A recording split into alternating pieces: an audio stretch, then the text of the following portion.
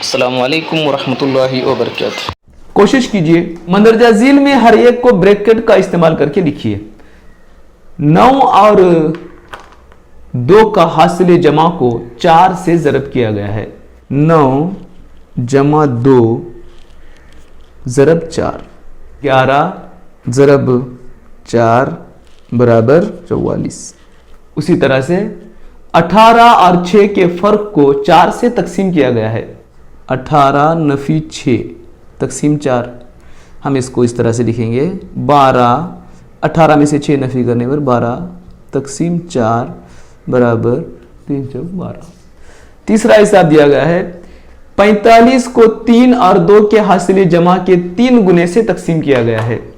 45 को तकसीम किया गया है 3 और 2 के हासिल जमा के 3 गुना से। 3 ब्रैकेट के अंदर की चीज़ों को हम पहले हल कर लेंगे।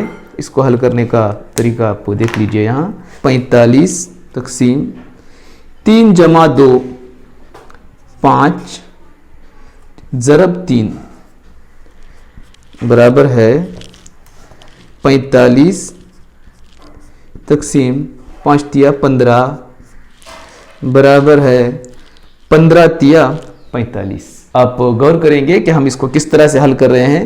ब्रैकेट के अंदर की चीज़ों को हमने पहले हल किया, इसको फिर 3 से ज़रब दिया, उसके बाद 15 से 45 को तकसीम किया। अस्सलामुअलैकुम वरहमतुल्लाहि वबरकातुह।